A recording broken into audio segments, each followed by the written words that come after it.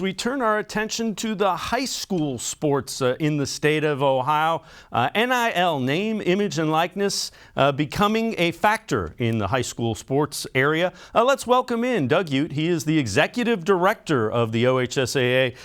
Doug, appreciate the time as always. Tell us a little bit about where we sit with NIL, name, image, and likeness for the high school athletes in the state.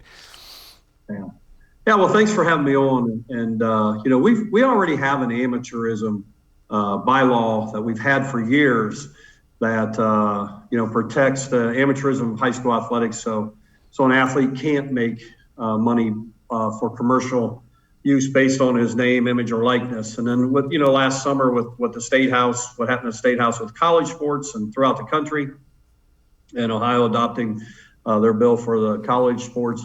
We've had a lot of conversations here about, hey, what's that look like into the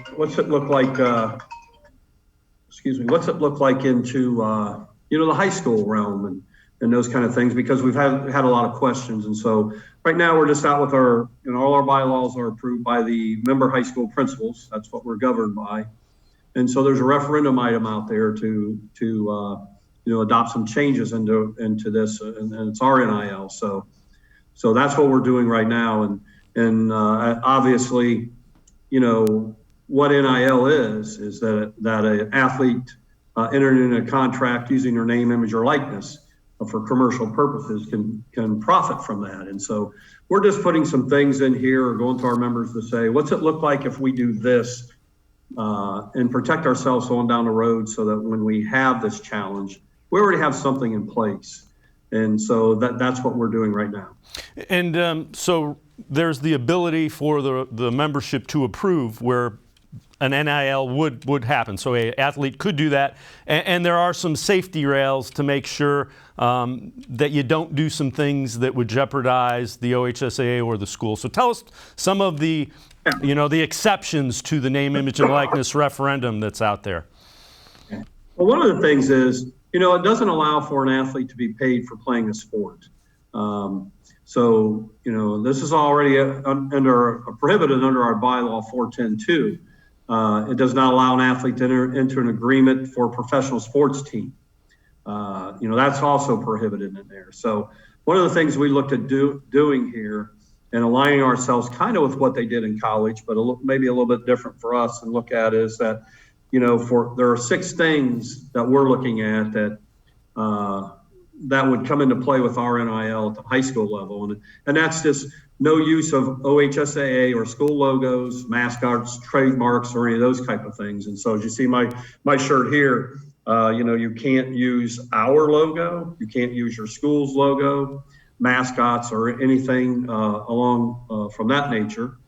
No NIL actions during official team activities. And so, you couldn't, if you had a deal with Nike on the side, you couldn't have your school logo, or you couldn't wear that underneath a jersey that Nike emblem would be showing.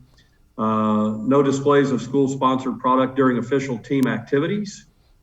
And no extra benefits for the student, school, or team or teammates. And that would limit, that's in play just to say, hey, if you had a 5-star football player and everybody on the team got something when you signed that deal, that would create some unfair advantages for schools and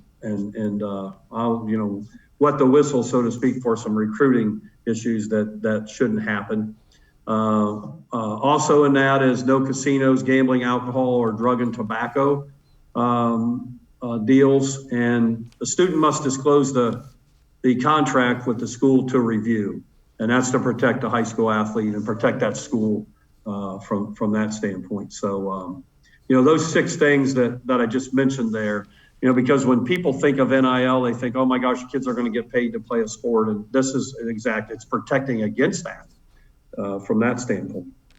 Doug Ute, Executive Director of the OHSAA. Appreciate it very much. Again, membership is voting on the NIL, and we'll have you back when that referendum vote comes back as well. But we appreciate the time and the insight. Thanks very much, Doug Ute, Executive Director of the OHSAA.